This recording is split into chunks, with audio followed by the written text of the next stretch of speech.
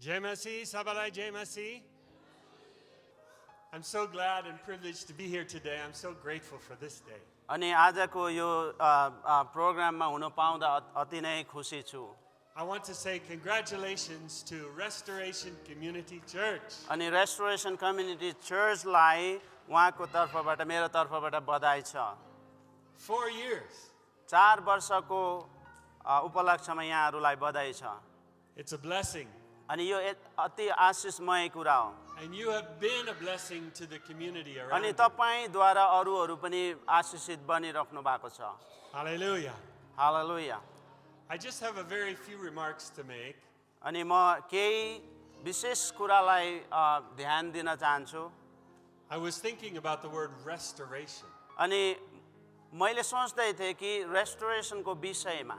It's an old word. अनि यसको सबैको अर्थ चाहिँ It goes back to the old French and actually to Latin. अनि यदि हामीले यसलाई यो रेस्टोरेसन शब्दलाई चाहिँ ल्याटिन भाषामा गयो भनेदेखि About 800 years ago. 800 वर्ष अगाडिको पछाडि गयो भने. And the word actually means to give back or to build up again. अनि त्यसको अर्थ चाहिँ हो कि वापस दिनु अथवा त्यसलाई पुनर्निर्माण गर्नु. To make something as good as it was before or maybe even better. अनि पहिला राम्रो थियो कि त भत्केकोबाट पुनर्निर्माण गर्नु अथवा त्यही भएकोलाई पनि अझै राम्रो बनाउनु.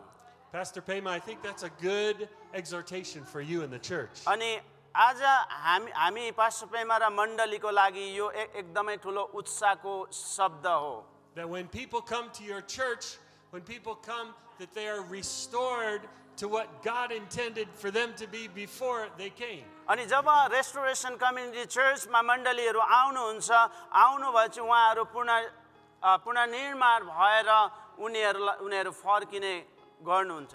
God is a good God. अनि हाम्रो परमेश्वर चाहिँ अति भलो परमेश्वर हुनुहुन्छ. And his intention is to take those who come to him and make them good like him. अनि परमेश्वरको इच्छा र योजना चाहिँ यो हो कि जो व्यक्तिहरू मण्डलीमा आउनुहुन्छ उनीहरूलाई चाहिँ अझै असल बनाएर पठाउने. Which means we will be made better than we ever were before. जसको अर्थ हो कि जस्तो पहिलाको भन्दा अझै राम्रो भएर फर्किने. In these days, we need to be believers who are strong and built up in a strong way. अनि आजको दिनमा चाहिँ विश्वासी जनहरू अति नै दह्रो भएर आत्मिक रूपमा बलियो भएर जानुपर्ने कुराहरू छ. It's my prayer that as people come to your church that they are made strong in Christ and built up so they can stand up against all the temptations and trials of this अनि मेरो world. प्रार्थना यो मण्डलीको लागि यही छ कि मण्डली जनहरू चाहिँ विश्वासीहरू चाहिँ आत्मिक रूपमा प्रार्थनामा बलवान होस् ताकि बाहिरबाट आउने हरेक परीक्षाहरूलाई सामना गर्दै अगाडि बढ्न सकेको होस्. You know, I am thinking about some verses in the Bible that use the word restore or restoration. तपाईलाई थाहा छ मैले बाइबलको खण्डलाई हेर्दै थियो जुन शब्द रेस्टोरेसन भन्ने शब्दलाई. One that's in both the book of Acts and the book of Joel, it says, I will restore to you the years that the locusts have eaten and destroyed. अनि आयुबको पुस्तक र प्रेरितको पुस्तकमा हामीले हेर्यौं भनेदेखि त्यहाँनिर देख्दछ कि तिमीहरूलाई म पूर्ण स्थापना गर्नेछु, पहिलाको कुराहरू जति पनि भत्केको छ त्यसलाई म पूर्ण निर्माण गर्नेछु भनेर. And in that verse from Joel chapter 2, it says something very important. 2 अध्यायमा भनिएको छ. God will build you up and restore you, Pastor Pema. परमेश्वरले पास्टर पेमा तपाईलाई पूर्ण स्थापना, पूर्ण निर्माण र अझै वृद्धि गर्ने बढाउने काम गर्नुहुनेछ. And I want to say this to your congregation here today. अनि यो शब्द चाहिँ के अरे आरसीसी मण्डलीलाई यो भन्न चाहन्छु. And actually anybody who is in Christ in this room अनि now. जति पनि प्रभुमा हुनुहुन्छ यहाँहरू सबैलाई यो कुराहरू भन्दै. The promise of Joel chapter 2 is, and my people shall never again be put to shame. योएलको पुस्तक 2 अध्यायमा भनेको छ कि म मेरो मानिसहरूलाई निर्माण गर्नेछु कि उनीहरू चाहिँ शर्ममा पर्ने छैन. You know how it feels when you feel shame when there's been something really bad that you've been exposed and humiliated. धेरैचोटि हाम्रो जीवनबाट कतिवटा कमी कमजोरी हुन्छ हामीलाई कति शर्मको कुराहरू हुँदछ But the promise that the Lord gives here is that my people will never again be put to shame. तर परमेश्वरले यो प्रतिज्ञाको सहित भन्नुहुन्छ उहाँका मानिसहरूलाई तिमीहरू कहिले पनि शर्ममा पर्ने छैन भनेर That gives me courage and builds me up. I like that idea. अनि त्यो चाहिँ म आफै पनि के भन्छ उत्साहितको साथमा यो कुराहरू यो विषयलाई मन पर्दछ I know many of you and you've known me for a long time. अनि धेरैजनाले मलाई चिन्नुहुन्छ म तपाईहरुलाई धेरै वर्षबाट चिनेर आएको छु And one of the first things people notice about me is I only have one arm. अनि तपाईहरु धेरै मानिसले यो विचार गर्नुहुन्छ कि पास्टर एन्डीको मेरो एउटा मात्रै हात छ भनेर And a lot of times people notice that, they ask a lot of questions about that. अनि धेरैले त्यो हात एउटा मात्रै भएको कारणले गर्दा धेरैले प्रश्न गर्नुहुन्छ And I'm always reminded about that. It makes me feel a little bit embarrassed sometimes. अनि त्यसले चाहिँ कोही बेला मलाई निराशमा पनि पुर्याउँदछ But after a while, getting to know people better, then people stop asking questions and they don't even notice that I only have one arm, you know? अनि त्यसकै बादमा जब मानिसहरूले प्रश्न सोध्नु छोड्छ अनि त्यसपछि मलाई याद आउँछ कि मेरो एउटा मात्रै हात छ भनेर I think about that as my relationship with God grows and I become more like Him. I feel like no longer do I even think of myself as only having one arm. त्यस्तो अवस्थाबाट जाँदै पनि परमेश्वरसँगको सम्बन्धको कारणले गर्दाखेरि उहाँले त्यो आफ्नो शारीरिक अवस्थालाई सबै बिर्सिनुहुन्छ अनि उहाँले जहिले पनि प्रभुसँगको सम्बन्धले सबै कुरालाई बिर्साइदिनुहुन्छ We all have something that makes us feel ashamed. All of us have something like that. अनि हाम्रो जीवनमा के न केही कुराले हामीलाई शर्ममा पुर्याइरहेको हुन्छ But in Christ Jesus, we need to know we never need to feel shame again. तर ख्रीष्ट येशूमा तपाई र मैले शर्माउनु पर्ने कुरा कारणै छैन. Because on the cross, Jesus bore our sin. किनभने उहाँले कल्वरी क्रुसमा हाम्रो पापलाई चाहिँ उहाँले आफ्नो जीवनलाई बलिदान दिनुभयो. And the Bible tells us he also bore our shame. अनि हाम्रो पाप र हाम्रो शरमलाई चाहिँ उहाँले कल्वरी क्रुसमा उहाँको रगतले उहाँको बलिदानले ढाकिदिनु भयो. Restoration is a church where people should come and not feel shame. अनि रेस्टोरेसन कम्युनिटी मण्डलीमा चाहिँ जब मानिसहरू आउनुहुन्छ उहाँहरू शर्माउने कुराहरू छैन.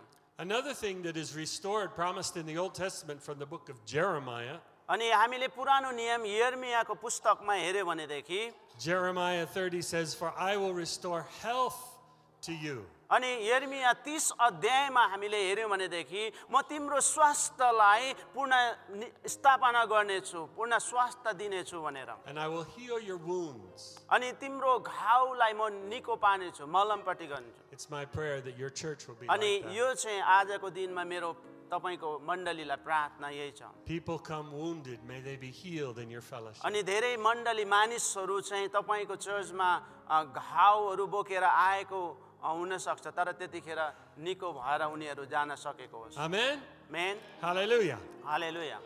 And then finally, I just want to pray this word of restoration over you. अनि यो जो शब्द छ पूर्ण यो होल वर्षमा उहाँले यही कुरालाई प्रार्थना गर्नुहुनेछ. From Psalm 51. जो भजन सङ्ग्रह 51 मा लेखिएको कुरा. It's something that the writer is praying, God, restore to me the joy of my salvation. अनि यहाँ भजनकारले भजन 51 मा 51 मा प्रभु मलाई मेरो मुक्तिको आनन्दलाई पुनः स्थापना गरिदिनुहोस् भनेर. My prayer is that anybody who comes to your church will have the joy of their salvation restored back to them. अनि तपाईको चर्चमा आउने मानिसहरूको बीचमा चाहिँ यो होस् कि जो भजन 51 को 12 पद अनुसार जसले मुक्तिको आनन्दलाई गुमाएको छ उनीहरूले त्यो फर्केर उनीहरूको जीवनमा आउन सकेको होस् भनेर। Pastor Pema, I remember the days when I first met you.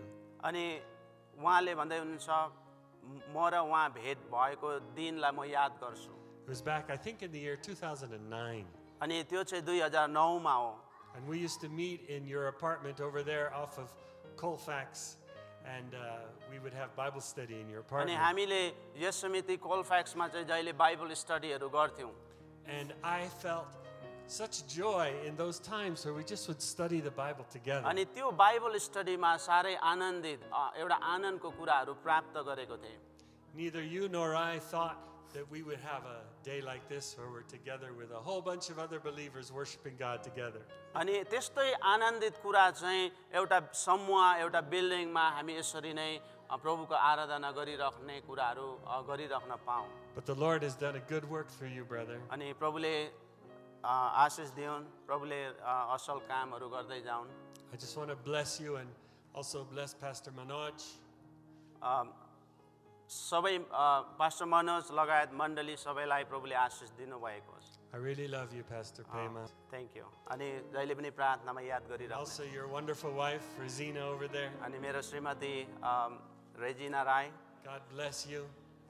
तपाईँलाई प्रभुले आशिष दिनुभएको होस्। God bless Pastor Manoj and his wife, Asa. अनि त्यसरी नै पास्टर मनोज पास्टर नेहामालाई पनि प्रभुले आशिष दिनुभएको होस्। I love you and I love Restoration Community Church. तपाईँहरूलाई र सबै मण्डली सबै अगुवाहरूलाई एकदमै औधी प्रेम गर्नेछु। May the Spirit of the Lord always restore through your fellowship. परमेश्वरको आत्माले जहिले पनि तपाईँहरूको जीवनलाई पुनर्निर्माण गर्दै जान सकेको होस्। God bless you, Pastor. प्रभुले आशिष दिनुभएको होस्। Thank you so much pastor.